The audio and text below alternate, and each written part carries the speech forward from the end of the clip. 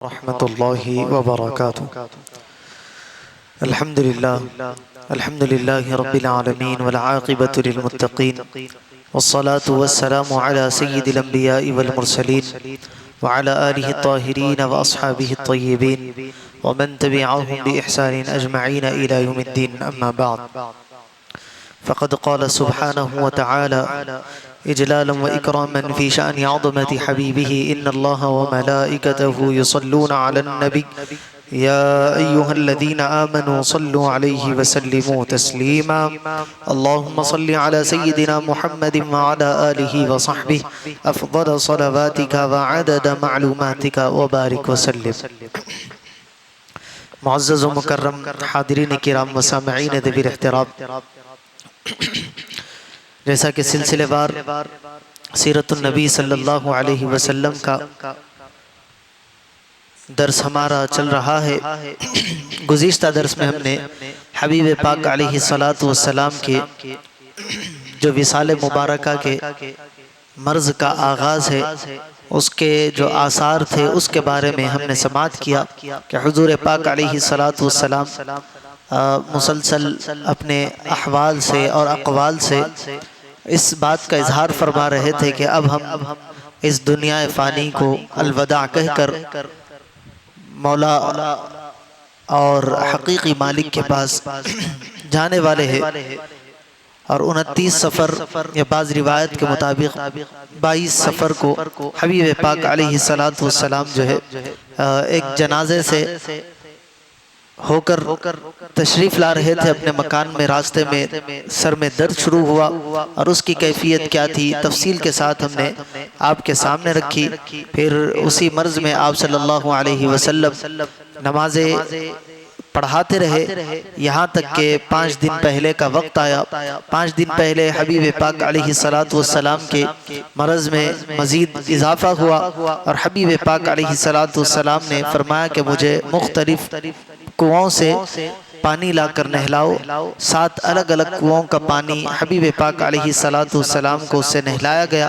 حبیب پاک علیہ السلام حشاش ہوئے، تھوڑی طبیعت میں بحالی ہوئی.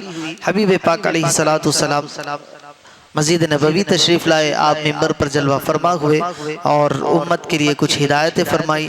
اس کے بعد پھر حبیب پاک علیہ السلام نے اپنے آپ کو بدلے کے لیے پیش کیا، قصاص کے لیے پیش کیا کہ اگر میں نے کسی پر کوئی ظلم کیا ہے تو وہ آج اس کا بدلہ لے لے، یا کسی پر میرا کچھ حق ہے تو وہ ٹھہر کر سوال کرے، میں اس کو وہ حق ادا کر دوں گا.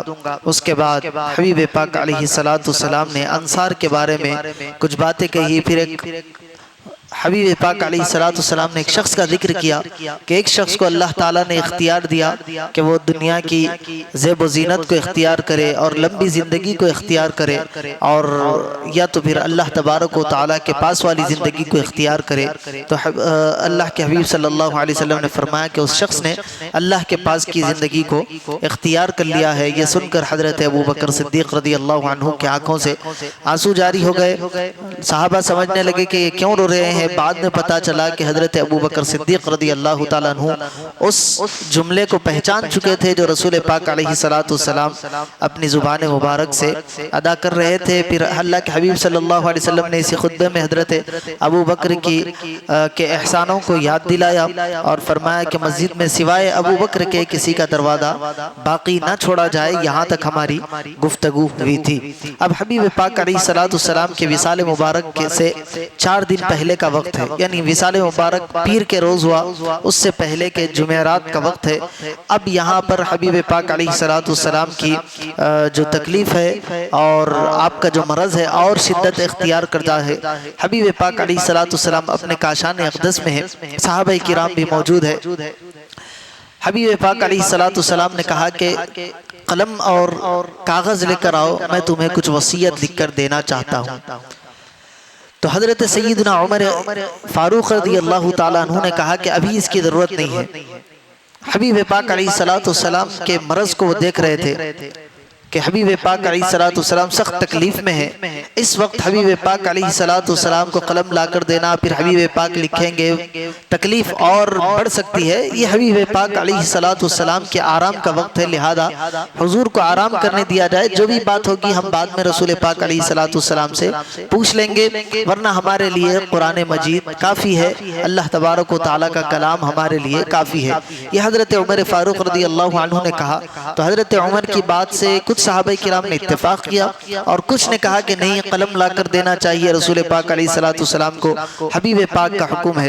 یہ دونوں صحابہ دو گروپ ہو گئے، صحابہ کے حضور کے حجرے میں ہیں، اور دونوں میں اختلاف پڑ گیا کہ ایک کہہ رہا ہے کہ بھائی ابھی ضرورت نہیں ہے، کیونکہ رسول پاک علیہ الصلوۃ والسلام پر مرض کی شدت ہے اور بخار کی کیفیت ہے، حبیب پاک علیہ الصلوۃ والسلام نڈھال ہے، اس وقت حبیب کو تکلیف دینا یہ مناسب نہیں ہے۔ کچھ صحابہ کرام کا قول یہ تھا، ان کا یہ کہنا تھا کہ حبیب کا حکم ہے، پہلے حکم کو بجا لانا چاہیے، حضور جو لکھنا چاہتے ہیں ان کو لکھنے دینا چاہیے۔ دونوں گروپوں کے درمیان بات ہو رہی تھی۔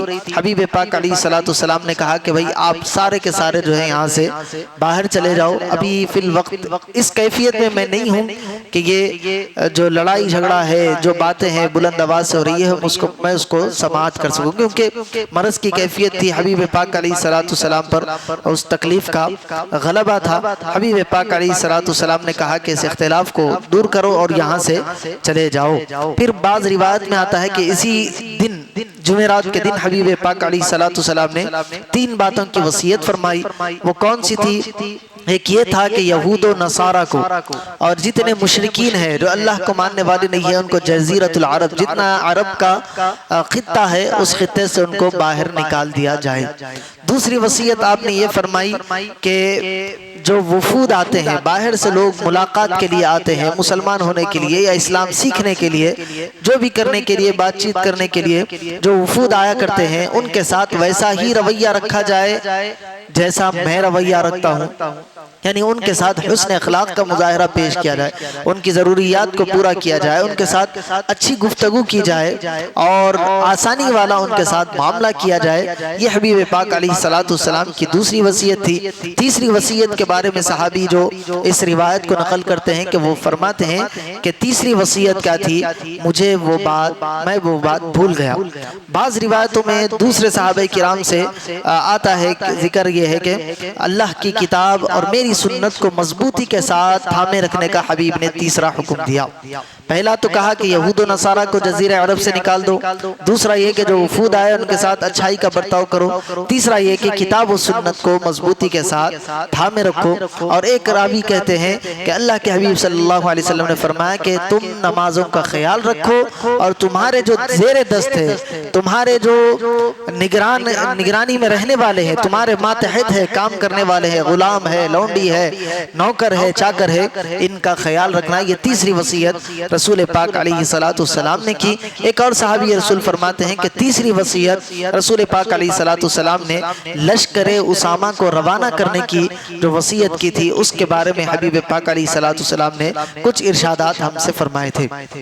لشکر اسامہ کے بارے میں آپ سن چکے ہیں کہ حبیب پاک علیہ الصلوۃ والسلام نے اپنی زندگی کا آخری لشکر حضرت اسامہ بن زید کی نگرانی میں روانہ کیا تھا۔ حضرت اسامہ نوجوان صحابی تھے، بڑے بڑے صحابہ ان کے ماتحت تھے۔ یہ سارا واقعہ میں آپ کے سامنے جو پچھلے جمعہ سے قبل کے جمعہ میں سنا چکا ہوں کہ حضرت اسامہ رضی اللہ عنہ کو حضرت حبیب نے بھیجا تھا اور وہ ایک مقام پر جا کر جرف کے مقام پر ٹھہرے ہوئے تھے کہ یہاں سارے صحابہ کرام جمع ہو تو ہم نکلے۔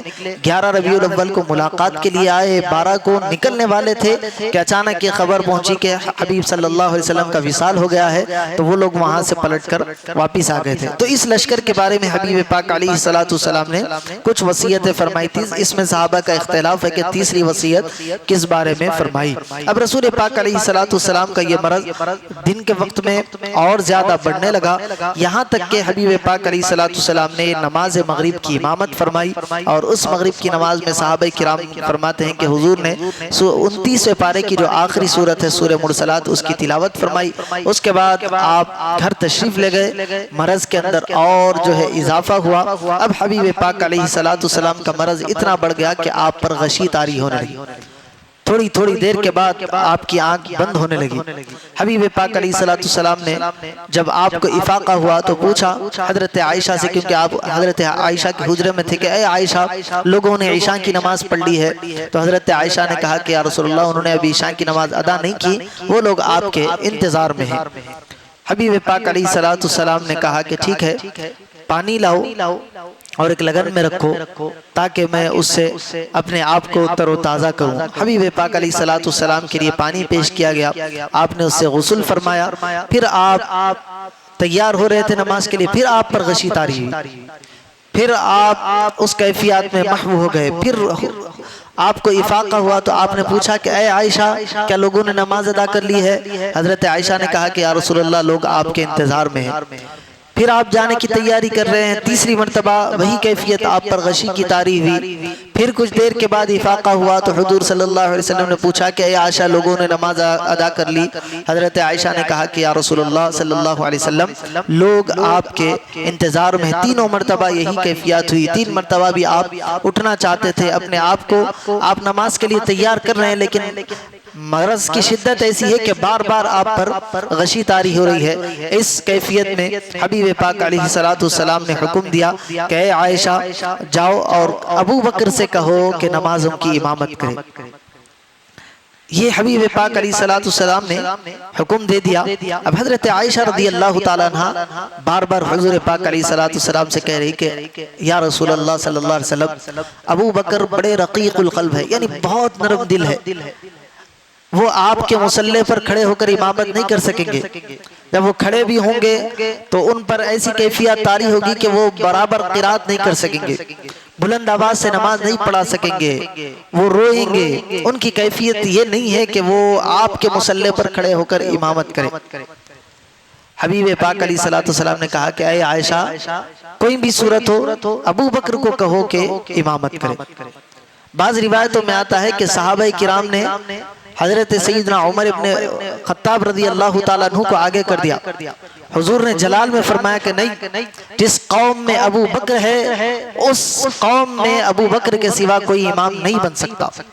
یہ حضرت ابو بکر صدیق رضی اللہ تعالیٰ عنہ کا مقام و مرتبہ رسول پاک علیہ السلام کی نظر میں تھا۔ آپ نے کہا کہ ابو بکر کے علاوہ کوئی امامت نہیں کرے گا۔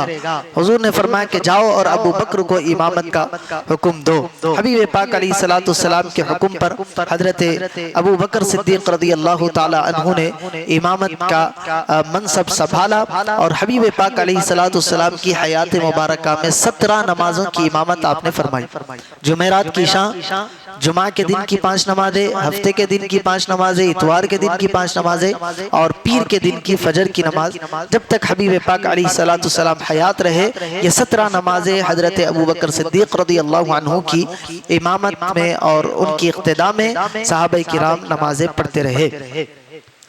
جمعہ یا ہفتے کے دن کے بارے میں، یعنی حبیب پاک علیہ السلام کے وصال سے 1 یا 2 دن پہلے کا ذکر آتا ہے کہ حبیب پاک علیہ السلام کی طبیعت میں جو ہے کچھ قدر کمی محسوس ہوئی اور تھوڑی سی آپ جو ہے حشاش ہوئے، آپ کی طبیعت میں بشاشت آئی، تو آپ 2 آدمیوں کے سہارے چل کر نماز ظہر کے لیے نبی پاک علیہ السلام تشریف لائے، ظہر کے دن یا اتوار کے دن، جو ہفتے کے دن یا اتوار کے دن۔ اس وقت حضرت ابو بکر صدیق رضی اللہ تعالیٰ عنہ امامت فرما رہے تھے۔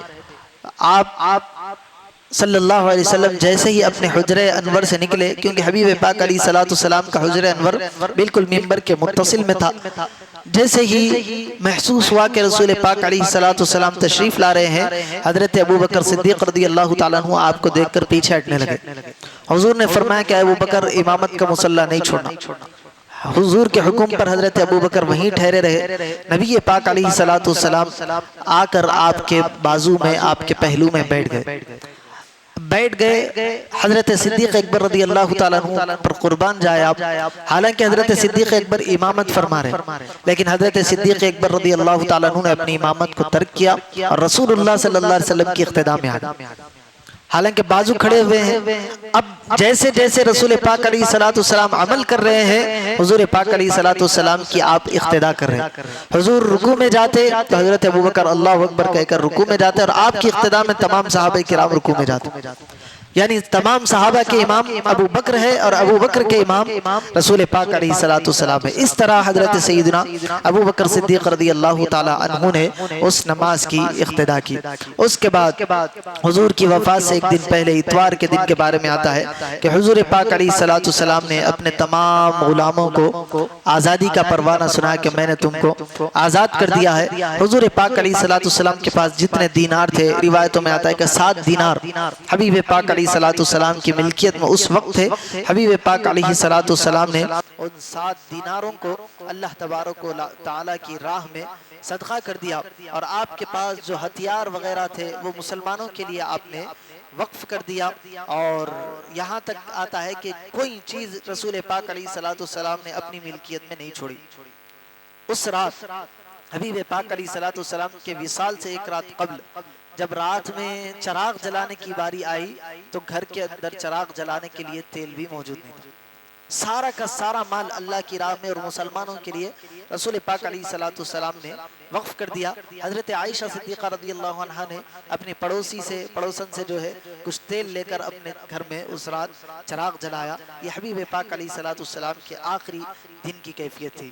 اب جس دن رسول پاک علیہ السلام کا وصال مبارک ہوا، اس دن کی کیفیات کے بارے میں حضرت انس رضی اللہ عنہ بیان کرتے ہیں کہ رسول پاک علیہ السلام پیر کے دن جس دن آپ کا وصال ہوا، فجر کی نماز حضرت سیدنا صدیق اکبر رضی اللہ عنہ امامت فرما رہے۔ حضور پاک علیہ السلام نے اپنے حجرہ انور سے پردے کو ہٹایا۔ جیسے ہی پردے کو ہٹانا تھا، تمام صحابہ کی کیفیت تبدیل ہو گئی۔ تمام صحابہ نماز پڑھ رہے ہیں اور بے چین ہو گئے، اور حضرت انس فرماتے ہیں کہ ہم فتنے میں پڑ گئے، آیا کہ نماز کو مکمل کرے یا رسول اللہ کے چہرے کا دیدار کرے۔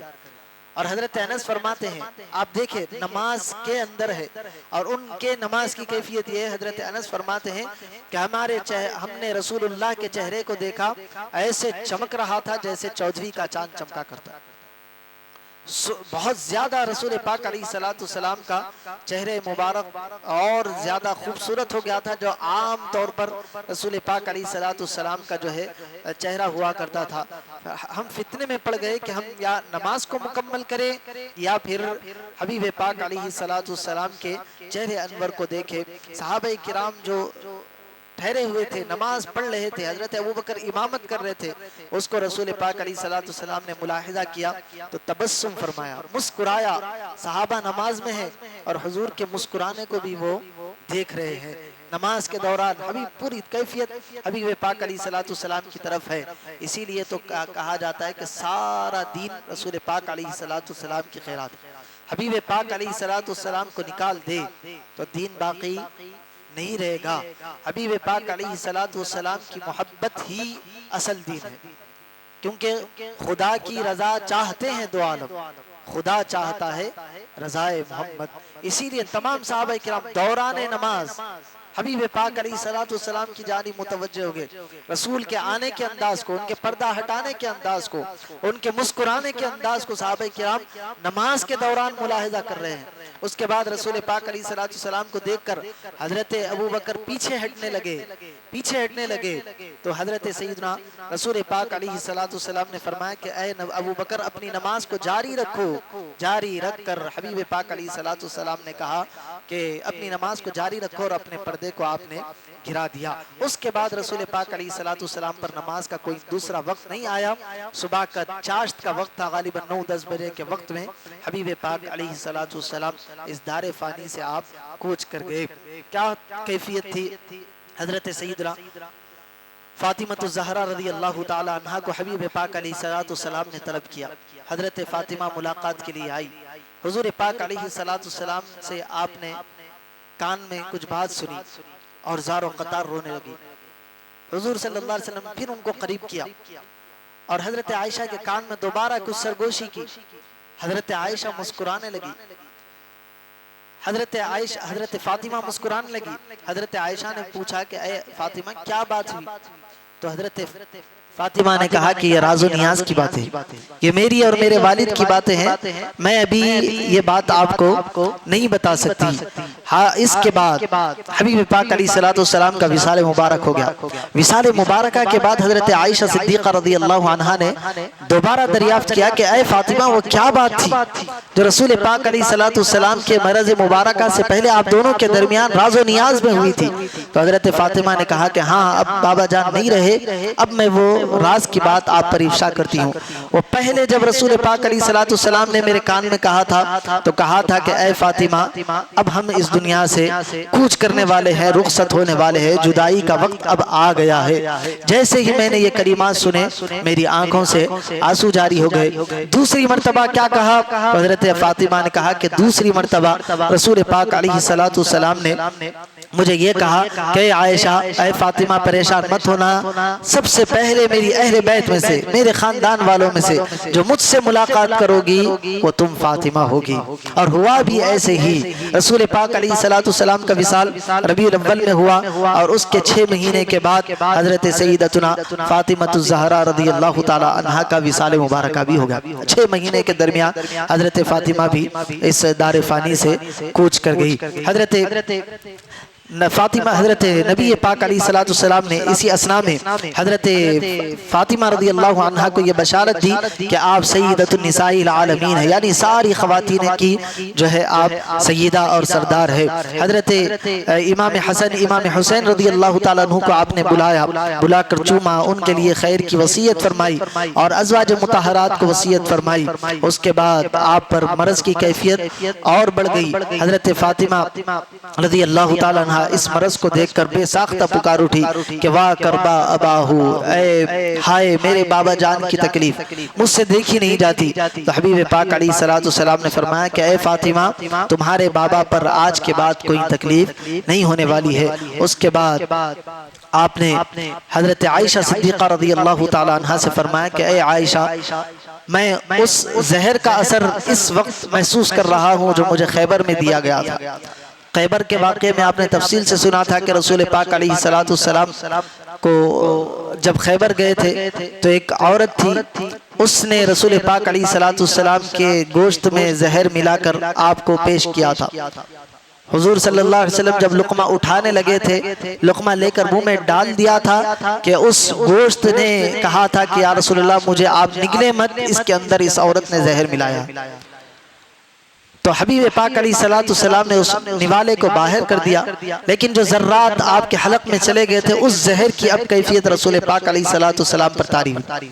اور اس زہر کا یہ عالم تھا کہ رسول پاک علیہ الصلوۃ والسلام کے ساتھ اس وقت تناول کرتے وقت کھانے میں حضرت بشر بن برہ نامی ایک صحابی رسول تھے، انہوں نے نوالا لیا اور اٹھا لیا رسول پاک علیہ الصلوۃ والسلام کے ساتھ اور چبانے لگے۔ جیسے ہی اس گوشت کے بارے میں حضور کو معلوم ہوا، حضور نے نوالا نکال کر زمین پر رکھ دیا، حضرت بشر سے کہا کہ وہ نوالا تھوک دے۔ حضرت بشر نے اس کو نگل لیا اور کہا کہ یا رسول اللہ میرے سامنے، آپ کے سامنے میری یہ جرت نہیں ہے کہ میں اس نوالے کو نکال کر منہ میں ڈالوں۔ یعنی اتنی بے ادبی بھی صحابہ کرام رسول پاک علیہ الصلوۃ والسلام کی بارگاہ میں نہیں کرتے تھے کہ وہ نوالا جو منہ میں ڈال لیا جائے اور اس کو نگالا جائے تو سامنے والے کو کراہیت محسوس ہو۔ حضرت بشر بن برہ نے کہا کہ یا رسول اللہ جان جاتی ہے چلے جائے، لیکن اس نوالے کو نکالنا گوارا نہ کیا اور ہوا بھی ایسے ہی۔ حضرت بشر بن برہ اس نوالے کو کھانے کے بعد تھوڑی ہی دیر میں آپ کا وصال ہو گیا اور آپ مقام شہادت کو فائز ہو۔ لیکن حضور صلی اللہ علیہ وسلم نے ان کے لیے دعا کی اور فرمایا کہ بشر نے بڑا ہی ادب کا مظاہرہ کیا، کیونکہ ادب ہے تو ساری چیزیں ہیں، ادب نہیں ہے تو پھر کوئی چیز آپ کو کام آنے والی نہیں ہے۔ اس کے بعد رسول پاک علیہ الصلوۃ والسلام کو بھی آپ نے وصیت فرمائی۔ وہ وصیت کیا تھی؟ الصلاۃ الصلاۃ، اے میرے صحابہ نماز کو مضبوطی سے تھامے رکھنا، نماز کو نہیں چھوڑنا۔ حضور صلی اللہ علیہ وسلم کے آخری کلمات میں آپ کو بتا رہا ہوں، حضور صلی اللہ علیہ وسلم اس دنیا سے جا رہے ہیں تو متوجہ کر کے فرما رہے ہیں کہ لوگوں نماز نہیں چھوڑنا، نماز کو مضبوطی سے تھامے رکھنا۔ انصاف کا تقاضا کیا ہے آپ بتائیں؟ ہم کہیں کہ رسول پاک علیہ الصلوۃ والسلام سے ہم دل و جان سے محبت کرتے ہیں، رسول اللہ کے لیے ہم اپنی جانوں کا نذرانہ پیش کریں گے، اپنی گردنوں کو کٹائیں گے، لیکن وہی رسول نماز کے بارے میں ہم کو متوجہ کر رہے ہیں۔ وہی رسول فرما رہے ہیں کہ نماز میری آنکھوں کی ٹھنڈک ہے۔ اسی رسول کی خاطر ہم اپنی گردن کو جھکانے کے لیے تیار ہیں۔ کیا یہ محبت کا دعویٰ ہے؟ اب آپ دیکھیں آئندہ مہینہ ربیع الاول شریف کا آنے والا ہے، بہت زیادہ عشق رسول ہمارے لوگوں کے اندر آپ پایا جاتا ہے، لیکن اصل عشق رسول کا تقاضا یہ ہے کہ رسول پاک علیہ السلام کے ہر ارشاد پر عمل کیا جائے، اور وہ ارشاد جو وقت آخر کا ہو، جو وصیت کے طور پر کیا جائے۔ ارے ایک عام انسان اپنے والد کا وفادار نہ بھی ہو، چاہے کتنی ہی اس کی ناراضگی ہو، چاہے وہ والد کے ساتھ کیسا ہی سلوک کرنے والا ہو، لیکن جب وقت آخر اس کی والد یا والدہ کوئی بات کہہ دے تو وہ کہتا ہے کہ بھئی آخری وقت، موت کے وقت یہ کہا تھا، مرتے وقت کی وصیت ہے، اس کو مکمل کرنا پڑے گا۔ آپ سوچیں رسول پاک علیہ السلام کا وقت وصال ہے، رسول پاک علیہ السلام ہم سے کیا کہہ رہے ہیں؟ اے میرے صحابہ، اے لوگو، الصلاۃ، نماز کو پابندی کے ساتھ ادا کرو، نماز کو مضبوطی کے ساتھ تھام لو۔ آگے فرماتے ہیں وما ملکت ایمانکم، اور تمہارے جو زیر دست ہے، تمہارے جو غلام ہے، تمہارے جو لونڈیاں ہیں، تمہارے جو نوکر ہے، جو تمہارے پاس کاروبار کام کرنے والے ہیں، ان کے ساتھ حسن سلوک کا رویہ اختیار کرو۔ اور دونوں چیزیں دیکھ لیں، نہ ہمارے پاس نماز کی اہمیت ہے، نہ ہم نماز کو کوئی اہمیت دیتے ہیں، ہم انتہائی کمتر چیز نماز کو سمجھتے ہیں۔ اذان ہو رہی ہے، ہمارا کام چل رہا ہے، اذان ہو رہی ہے، ہماری باتیں چل رہی ہے، اذان ہو رہی ہے، ہماری ٹی وی چل رہی ہے، اذان ہو رہی ہے، ہمارے کاروبار چل رہے ہیں۔ اور اذان جمعہ کی ہو جائے، جمعہ کی اذان کے بارے میں تو کیا کہ اذا نودی للصلاة من یوم الجمعہ فاسعوا الی ذکر اللہ، اذان ہو جائے جمعہ کی، بس اللہ کے ذکر کی جانب دوڑو، دوسرا کوئی کام کرنا ہی نہیں ہے۔ لیکن ہمارا حال کیا ہے؟ خطبہ جب ختم ہوتے رہتا ہے، جب اندر تشریف لائیں، اب وضو کرنے کی پڑی ہے، وضو کے لیے لائن لگی ہے، وضو کرتے کرتے ایک رکعت پوری چلے جاتے، یہ حال ہماری قوم کا ہے۔ دوسرا کہا وما ملکت ایمانکم، اپنے زیر دست جو تمہارے نوکر ہیں، آج نوکروں کے ساتھ کیسا ہمارا رویہ ہے وہ بھی ہم سوچیں۔ حبیب صلی اللہ علیہ وسلم اپنے آخری وقت میں کہہ رہے ہیں کہ ان کے ساتھ حسن سلوک کرو، اچھائی کا برتاؤ کرو، اور ان کا خیال کرو، لیکن ہمارے پاس الٹ ہے، ان کو اور دبایا جاتا ہے، ان کی اور تذلیل کی جاتی ہے، ان کو حقارت سے دیکھا جاتا ہے، برخلاف اس کے کہ رسول پاک علیہ السلام کے قول پر عمل کیا جائے، ہم اس کا الٹ کرتے ہیں۔ تو پیغام یہی ہے، رسول پاک علیہ السلام نے جو وقت وصال ہم کو دیا ہے وہ کیا ہے؟ نماز کی پابندی کی جائے، اور اپنے زیر دست ماتحت، یعنی جو آپ کے نوکر ہے، آپ کے پاس کام کرنے والے ہیں، ان کے ساتھ اچھا برتاؤ کیا جائے، وہ حسن سلوک کے مستحق ہے، ان کے ساتھ حسن سلوک کیا جائے۔ یہی پیغام کے ساتھ ہم اپنی گفتگو کو سمیٹیں گے انشاءاللہ۔ جب ہم آئندہ جمعہ کو یہاں جمع ہوں گے تو جو نزاع کی کیفیت رسول پاک علیہ السلام کی تھی، پھر اس کے بعد صحابہ کرام کا کیا عالم تھا، اس کو ہم آگے کنٹینیو کریں گے۔ اللہ تبارک و تعالیٰ کی بارگاہ میں دعا ہے کہنے اور سننے سے زیادہ عمل کی توفیق عطا فرمائے۔ وصلی اللہ تعالی وسلم علی خیر خلق سیدنا محمد وعلی آلہ واصحابہ اجمعین برحمتک یا ارحم الراحمین والحمد للہ